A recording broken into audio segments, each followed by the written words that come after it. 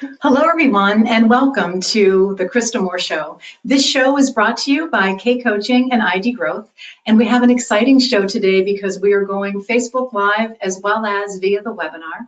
As you know, this show is a new way to learn from industry experts and thought leaders as they share their growth ideas and different thoughts on business. And today we're going to share one thought, and that is the question, what were you doing when you were 10 years old? And I have the pleasure of being interviewed today instead of being the interviewer. Welcome, Joyce, to being my interviewer. Thank you, Krista. I'm really excited to be here today, and we thought it would be fun to kind of turn the tables a little bit and let everyone know a little bit about what Krista's been up to, and just hear a little bit more about this 10-year-old self concept, because it is a movement that is really starting to take root. Yeah, it's exciting. So Krista, a lot of our viewers may be familiar with you, but some may not. So why don't you share with us a little bit about your background? Okay. So I'll start. Growing up, I grew up in a small coal mining town in Pennsylvania, and you have to envision this because there's row houses, a company store, and a tavern. And my parents owned the tavern, and we lived above it. So there's lots of stories that surround Freddie's Inn. But I grew up, in a small town. I had 3 brothers, loving family, and I just had a great childhood. And I remember going to college, and I changed my major to communications. I had a television talk show in college, which was live Wednesday nights, called Community Update. So this is kind of cool that just last year I decided to have my own show because I've always wanted that. Was in sales most of my life, sales and sales leadership, and then left corporate America and started my own business 15 years ago, K Coaching. And that's where we are today. Very cool. Yeah. So tell us a little bit more about this, your 10-year-old self-concept. Where did this come from? So the 10-year-old self-concept really came to me a few different times in my life. I remember when I was wanting to leave corporate America, and I decided to have that conversation with my 10-year-old self. And then more recently, like about August, September of this year, I just was feeling like there's something more. I'm kind of bored with what I'm doing. Am I on the right path? And I think it's at those times that it makes sense to do some personal reflection and try and figure it out. And the little girl inside of me is able to help me understand what I love, what I'm passionate about, and then I can bring that back out. So that's, I found it a powerful discovery of being able to go backwards in order to move forward in a positive way or enhance your life. That's pretty awesome. So I have to ask you, what were you doing when you were 10 years old? So when I was 10, I actually had to think about what year. So that's 1972. And I remember in those years, my dad had, and my uncle together had J&D Drags, which was a motorcycle drag strip. And every Sunday after church, we would go to the drag strip, and people would come from like Maryland and Virginia and Pennsylvania, and they'd all come on their motorcycles, and they'd advertise on the radio like J&D Drag, Sunday, be there. So anyhow, it was like a really big deal. But as a child, I would work the gate and collect $2 from everyone. And then I worked in the concession stand, also worked the end of it, the flag. And I raced in the powder puff contest and raced motorcycles, and also handed out trophies. So we had that for about 4 years, and that was kind of just a fun thing that our family did for extra income and money. That's a fond memory, but there's plenty of things I can remember. Yeah, after I thought about it a little bit. It doesn't come natural. What is the significance of 10 years old? Why go back to that year of life? Yeah, so what I've discovered in my research is that there are some people that actually claim that 10 is a perfect number. And at 10 and 10 years old, you think about that, that's double digits, and that's kind of when you leave your childhood, so to speak. And before 10, you have a lot of parental influence. But after 10, that's when peer pressure and social pressure sets in and hormones start. So it's that innocent age of 10 where purpose and passion really meet and come together. And I believe that that is when we are our most authentic self and who we really are at our core, where our core values are pretty steadfast at that time before all these other crazy influences. Okay. Yeah. All right. So what if somebody can't remember what they were doing when they were 10, if they struggle with that? What can they do? And it happens a lot. So I know you and I, we find ourselves, everybody we run into, so what were you doing when you were 10? Because we're trying to harvest these great stories that people can connect the dots. And so I ask that question all the time. And there are plenty of people that will answer, I don't know, I have to think about that. And then I prompt them by saying, well, you were probably in 4th or 5th grade. And that usually gets them thinking about their school and their activities. Most can remember their 4th grade teacher's name. Mine was Mrs. Bantley. Yeah, and I remember, I mean, can I tell you a story about Mrs. Bantley? Sure. Okay, so I hope I'm not embarrassing her, but I'm not sure she's alive anymore. I remember one time she was a wonderful teacher, and she was talking to the class, and she started laughing, and her false teeth flew out, and she caught them in her hand and put them back in her mouth. And I looked at her, and she came over and she said, "Don't you tell anyone." So that's what I remember about Mrs. Bentley. Oh, wow. So my 4th grade teacher was Miss Swicolo. Okay. I don't know if she's still in the universe. I know my kindergarten teacher is a connection of mine on Facebook. So what are your memories from 4th grade teacher? Well, 4th grade was the year for me of the bicentennial. So I remember we were stenciling these drawings on all the school windows. Mm-hmm. There was a lot of activity around the bicentennial. It was a very significant year for me. I think I had my first crush that year. Hi, Tommy. It's Tommy. Love you. But it was a good year. It was a pivotal year for me, I think. So it was a lot of fun. Yeah. So we do spend a lot of time reflecting on this, and to also just answer even a little bit further, we have an assessment that we created. It has like 32 questions broken down into different categories, and you can take this assessment either online through this survey link or download the PDF if you just want to have some quiet reflection time. But it prompts you to be thinking about what you were doing, what your memories were, what was happening in your family, what activities did you have. And that, I'd say that's probably the best advice, is to take some quiet time, and whether it's through a questionnaire or talking with a friend or family member, and really just reminisce a little bit and try and create those memories. What if that dredges up some memories that are not so good or not so happy? What do you do with that? And it probably will. And I think most people would like to think that they had a happy childhood. And then I also wonder if someone says, well, I can't really remember. And I'm thinking, maybe there's a blockage there. But that's for a therapist to help you figure out. But, and we know a really good one if you're interested. But anyhow, so I would say that it's important to realize that there are going to be bad memories. And it's okay. It's who we are, and it's why we are the way we are. But it'll help us understand maybe what we could do better or different, or better understand why we think or act the way that we do. And it's more about the lessons that we learned and how we might have overcome that experience or that memory. I think that really matters. Do you have any examples of someone? Yeah. So we've been interviewing a lot of people, but one of my friends was telling me about how painful it was when her parents got divorced when she was 10, and they were trying to blend these families, and it was just really painful. And today, it's really helped her think about what that felt like, because she's going through her own circumstance and situation, and she just wants to make things the best that they can be for everyone. So without that life lesson of what she experienced so deeply, I'm sure she wouldn't be making, maybe the same decisions that she is today. And I'll give you the other example of Carson, because that's a good one.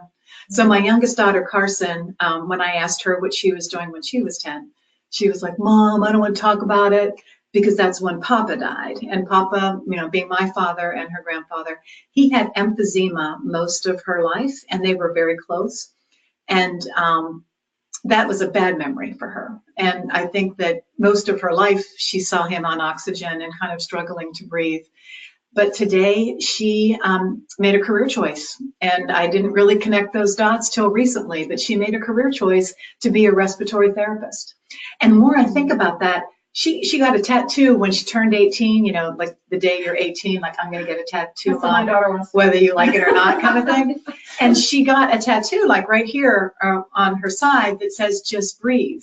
And that was even before she decided to be a respiratory therapist. Wow. So it's fun to kind of connect those dots. And today she's feeling very purposeful in what she's doing. She's great at it. And she says she's saving lives. So that tells you something. That's pretty cool. Yeah. And it's good to have your kids, knowing that your kids are kind of on the right path, Yes. that they have figured out what they're passionate about at a young age. Many of us are like at our age saying, you know, what do I want to be when I grow up? But Well, speaking of being on the right path, we've done some research for, gathering some of these stories, and there are quite a few celebrity stories that I think are very significant. And one that comes to mind is, I just saw this on Comedians in Cars Getting Coffee with Jerry Seinfeld. He was interviewing, what's his name? Jim Carrey. yeah. He was interviewing Jim Carrey, and I was just watching the show one night, and all of a sudden Jim Carrey starts telling this story, and he starts out, when I was 10 years old, I wrote a letter to Carol Burnett, and I wanted to be on her show, and I told her I could do over 120 impressions. I think you should have a kid on your show, and I want to be a regular on your show. And Jerry's like, wow, man, what happened? And he said he got a very nice form letter back saying, thank you so much for your interest. Good luck. We wish you all the best, and yada, yada. And then he actually brought that up to Carol on one of her anniversary shows just recently about how she really missed the boat. She should have had it a long time ago. But isn't that fun? And for him to actually say at 10. When I was 10 years old. And there was, we have a couple other examples too. Right. Do you have the, so I'll give you these. I'll take some of these. So she was doing some research on celebrities, and I want to share some examples for you that are kind of cool. And then the other thing we did is we're harvesting stories on HARO, which is Help a Reporter Out, and we're asking that question to see what people come back, so that we can use some of these stories and interview them further for the book. Right. So another good example was Jane Goodall. She said, when I was 10 years old, I loved books, and I used to haunt the secondhand bookshop. And I found a little book I could just afford, and I bought it, and I took it home, and I climbed up my favorite tree, and I read that book from cover to cover, and that was Tarzan of the Apes. I immediately fell in love with Tarzan. I thought, wow, that is really cool, because that, obviously developed into her whole purpose in life, and she spent so much time and did so much research with apes and chimpanzees and everything else. So I thought that was really cool. That is cool. What was that video that I was telling you about with Meghan Markle? Do you remember that? And I don't know, some of you might have seen this video, and if not, you should Google it or YouTube, because it was really pretty cool. She was talking about when she was 10 and how she was in school, and there was a television commercial on for dishwashing liquid that made a statement. I think its tagline was something about women are in the kitchen. And then one of the little boys said, that's where women belong. They belong in the kitchen. And that really bothered her. And so she went home and complained to her father, and he said, well, why don't you write letters to people and tell them about this? So she ended up writing a letter to who she knew were, famous women at the time. And one was Hillary Clinton. She was the first lady. And then she also wrote to, I can't think of that name. She was a broadcaster and then also an attorney. And she got letters back from all three of them telling her that she should, pursue this. So anyhow, it was Palmolive. Was that who the manufacturer was?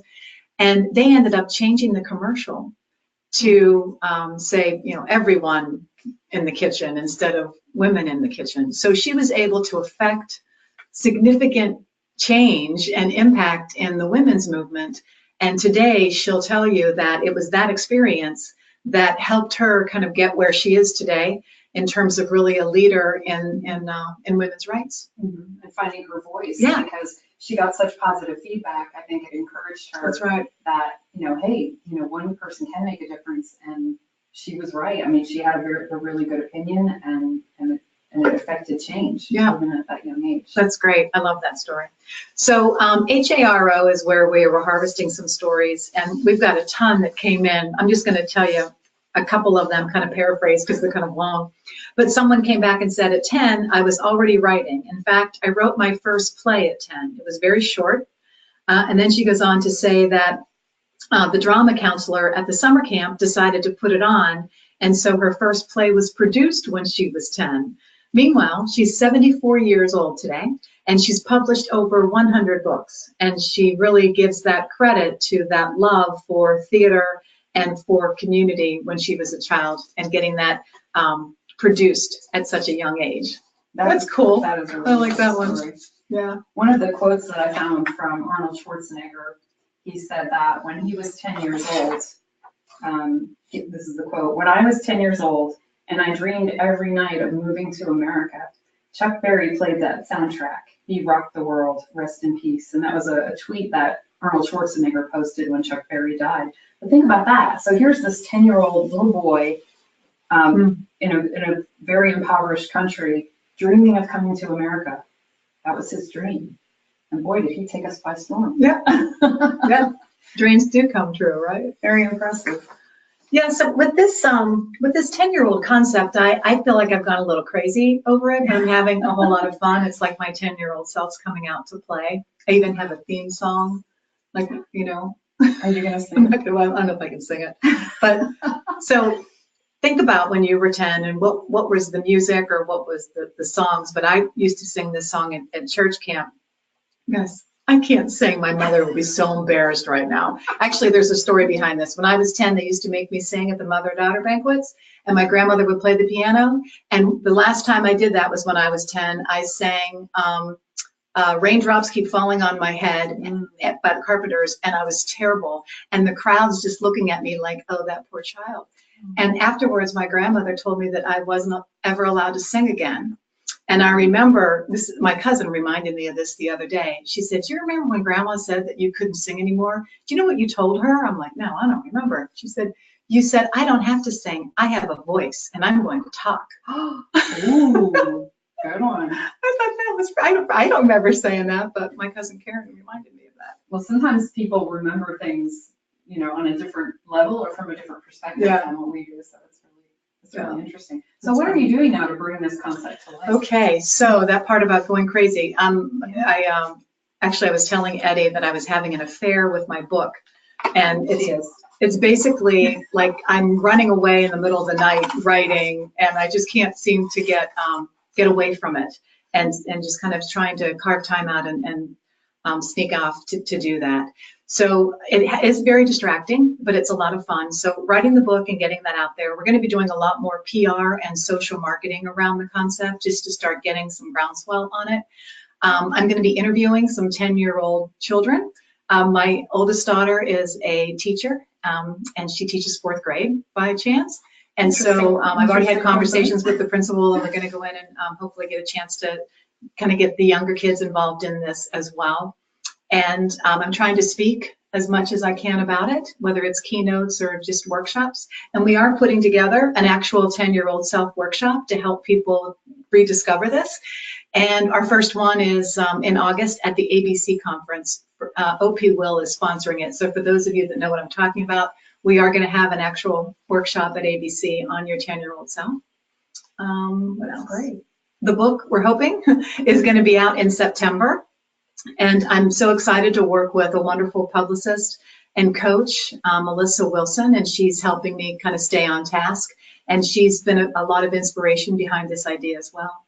Well, who's the audience for this book specifically? Well, that's a great question. So, you know, I think it's really compartmentalized. I mean, I think that the audience is really everyone because we're 10, right? Mm-hmm. So whether it is midlife crisis men trying to figure out, you know, what they love and what they might want to be later in life, or maybe it's retirees trying to figure out what they want to do and spend and use their time, or those that are feeling like they are missing out, or and many of us will go through times in our life when we're like wondering, am I on the right path, or is there more, you know, what's out there more for me, trying to discover purpose and passion. So I think that's definitely an audience. Children, maybe teenagers before they get prepared to go to college. Mm-hmm. I remember I went to college for special education because my cousin went to college for special education, and I went to the same college that she did. And you know, had I thought about that, I probably should have went for something different. I changed my major pretty quickly, but we get kind of directed and told what to do. So maybe this can help the younger generation connect more with what they need to be doing sooner, and have, kind of be more happy in their careers or their choices. I think that is important. How have these reflections affected you personally? So it's really an emotional component for me, because I feel like this is what I just need to be doing. And I'm moving. I've always been very ambitious and, with the business and all, but I feel like I'm moving from ambition to meaning at this stage in my life. And I believe that this message everybody needs to hear. I think it could change, especially the world the way it is today. There's lots of hatred, there's lots of discrimination, there's lots of finger pointing, and I had this conversation with a stranger in a bar over the weekend, and I was asking him what he was doing when he was 10, and he's not like me. He's black, not white. He's male, not female. He's from California, not from the East. He's younger. He's a millennial, not old. And he's telling me about his 10-year-old self, and I'm thinking, oh my gosh, we're all alike. At 10, we all have the same amount of potential, and we don't know any different, right? We don't know prejudice. We don't know how we should be acting or thinking, or we don't care about money. We don't care about career, and I don't know. I just think, I lost my train of thought, but you know what I was saying. So it's kind of a great equalizer. Yeah, but it feels like a real purposeful thing for me to be doing right now. Yeah. Well, we can tell you're passionate about the subject, and I'm sure, like me, I can't wait to see this book all come together and to be able to actually hold it in my hands and read it. But in the meantime, between now and when the book is published, what can our audience do to kind of start exploring their 10-year-old self? Yeah, that's a great question. So I would say, if you want to download our questionnaire, just go to your10yearoldself.com and you can download that and do some personal reflection. We're going to make sure that all of the Krista Moore Show Facebook Lives and shows center around your 10-year-old self. We are collecting stories. So if you are interested in sharing your story, if you're sitting there thinking, oh my gosh, I can connect the dots on this, we would love to hear from you so that we can include you in the book and or include you on the show. And I would say ask people, get the conversation going, because it's very thought-provoking. I run into people, and actually just this morning, someone said, I've been thinking about that like 2 or 3 times a day since you asked me that question. So it just gets some energy around the whole concept and idea. So I would say just ask people, play with it. That sounds like fun. What could we expect to achieve from having a conversation with our 10-year-old selves? Wow. I think that that's going to be an individual thing, right? But I would say at a minimum, there's something that could enhance your life. Enhance your life in a way that maybe you discover a talent that is hidden, that you need to bring it back out. Maybe you used to love hiking and walking in the woods, but you haven't done that in years. So maybe it might rekindle a love or a dream or a desire. It might help you change your career path, as it did for me 2 or 3 times in my career. So I think that it's definitely going to help you move forward in a more positive way for you. My hope is that more people realize that we all were 10, and we all were innocent at 10, and how things influenced us. And it's like a combination of your DNA, your life experiences, and those hidden talents that really create who we are. And it's peeling back that a little bit to get to the core. And I want people to be who they're meant to be and be themselves, not somebody else. Well, I think this is a very important message. It's an important topic.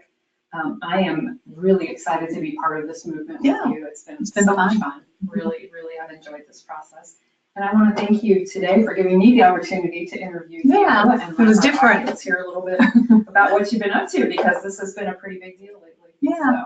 It's exciting. Well, thanks, Joyce. Thanks for all your help, because the research is not easy, and we're kind of having fun pulling it all together. Yeah. So stay tuned for next Krista Moore show is going to be March 7th. I'm going to be interviewing the executive director of Safe Child, which is an organization that helps abused children, and it's going to be a great show. So I'm really looking forward to that. And that is March 7th at 2 o'clock. And we'll be popping in on Facebook Live between then and now. Yeah, that's it. Very good. So we have some contact information here if you want to reach us, and certainly if you have a story that you want to share, and we're laughing at our 10-year-old pictures. But this is us. It is what it is. And so this is Christy and Joyce. And also I wanted to give you that URL again if you wanted to go to download that assessment. And there's, we did a 99 design on the book, and this is the one that it's kind of landed on for our cover. I love So, the cover. yeah, I do too. All right, thanks so much. Take care. Get out there and play. Yeah. Have fun with this.